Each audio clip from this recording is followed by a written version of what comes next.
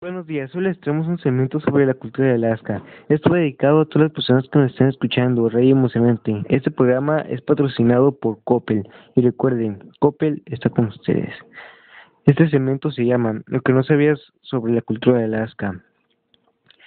Este segmento es para saber un poco más sobre Alaska, o sea, para saber cómo actuaran antes en esa cultura, cómo hablaban, qué necesidades tenían, así que empezamos contando sobre sus culturas. Primera parte, el origen de los esquimales. Los esquimales pobladores de la región ártica de América del Norte en las costas de Alaska, islas Aleutianas, costa norte de Canadá, archipiélago ártico, costas oriental y noroccidental de Groenlandia y costas del norte de Siberia. Tienen un origen muy discutido.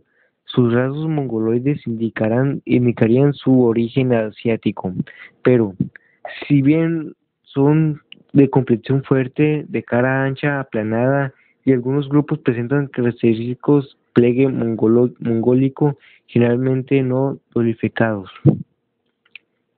Retrato de un esquimal.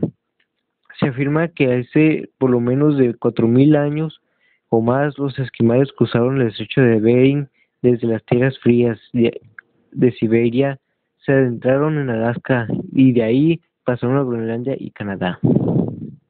Estrecho de Bering. Corrobora esta teoría el hecho de que el perro esquimal procede del noroeste de Asia y se adaptó perfectamente a las rigurosas condiciones de la zona circumpolar. Perro esquimal. Hay quienes piensan que los esquimales son de origen europeo porque su cultura coincidía con algunas europeas de la última etapa del Paleolítico.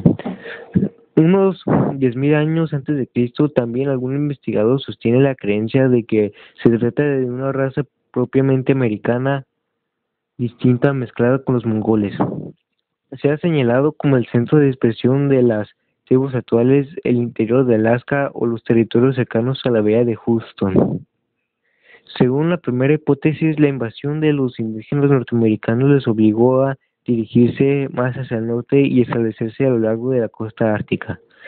Según Franz Boas, antropólogo alemán, nacido en 1858 y fallecido en 1948, los esquimales del territorio central representarían el grupo más puro a partir del cual se reunificaron. Para Boas, posiblemente siguieron a los bueyes almizcleros, dispersándose desde el sur hacia el oeste, el este y el norte, usando sus pieles para confeccionarse ropajes de invierno.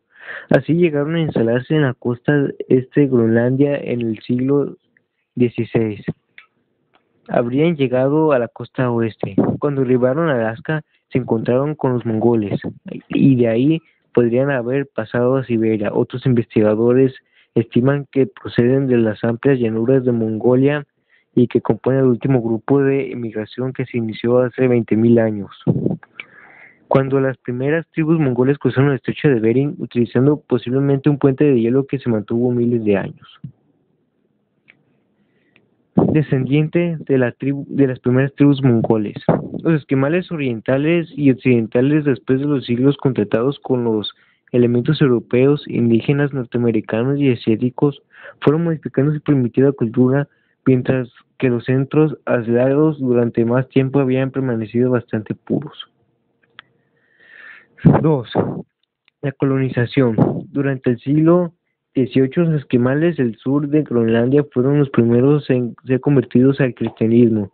Después, en base a la tesonera labor de los misioneros de todo el mundo, los demás han seguido la misma senda, olvidando parcialmente su antigua religión y sus ancestrales conceptos cosmológicos. Nunca tuvieron los esquimales un interés de crear una nación, salvo algunos del sur de Alaska. Lo que les interesaba era formar una familia independiente, tener perros para transportarse, cazar, construir su vivienda, fabricar ropa y sus utensilios. Anciana junto a su perro preferido. No reconocía ninguna autoridad salvo que los chamanes en el plano religioso recibían a sus iguales en sus zonas de influencia como uno más de familia. El primer hombre, el primer hombre blanco que se puso en contacto con los esquimales fue por el año 325 a.C. En realidad, los griegos no se interesaban en el Polo Norte, sino por las islas británicas para lograr sus rutas comerciales a efectos de asegurarse la atención de estaño ámbar.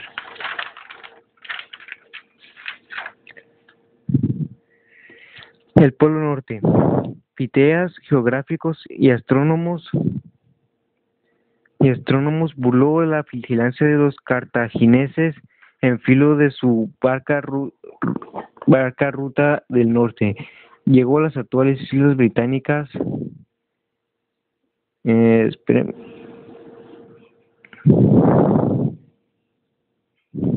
Británicas. Exploró las costas de Europa y se dice que posiblemente cruzó el círculo polar ártico. Los griegos consideraban a Noruega el fin del mundo.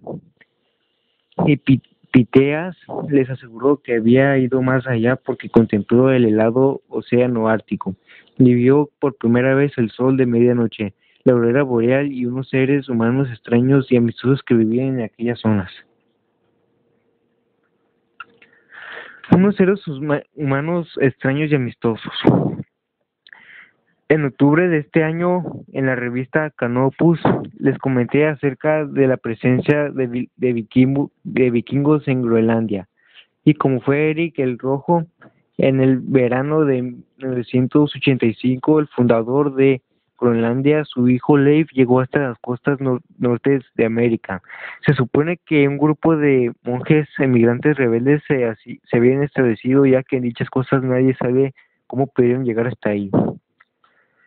El vikingo Ottar dobló el cabo norte, se dirigió hacia el este, siendo el primer viajero que llegó al océano Ártico.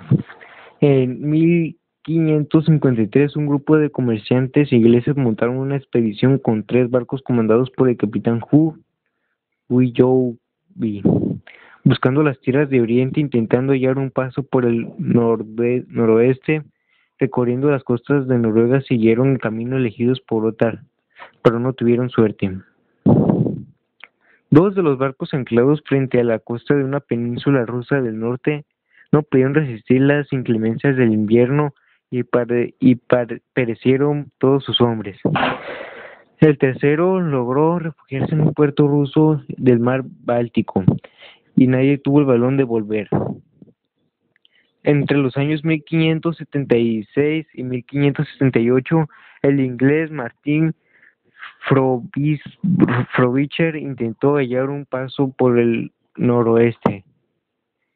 Desde la costa de Groenlandia se entró en la ahora bahía que lleva su nombre cruzando el círculo polar ártico, pero no pudo avanzar más. Otro inglés, John Davis, siguió en 1587 ese camino. Luego giró hacia el norte y rodeó Groenlandia, adentrándose en la bahía de Baffin.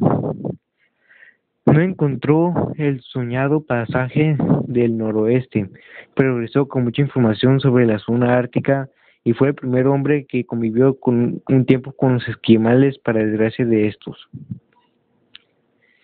En 1596, el holandés William Barrett navegó por la ruta conocida en torno a Noruega y llegó a la ahora Mar Batters, a 950 kilómetros del Polo Norte. Quedó su barco atrapado por el hielo.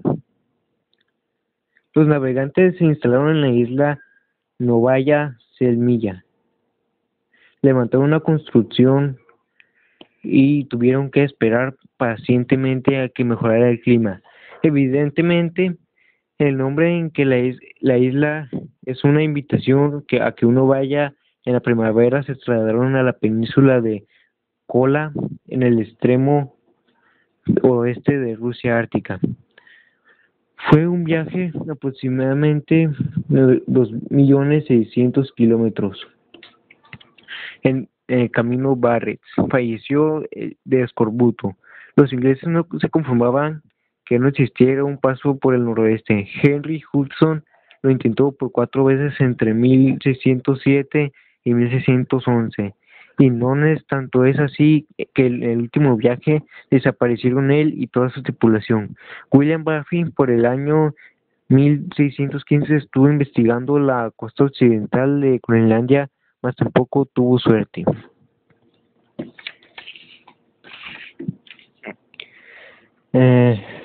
Bueno, eso es todo por el día de hoy.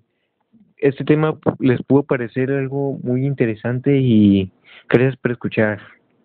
Y gracias por toda su atención y adiós.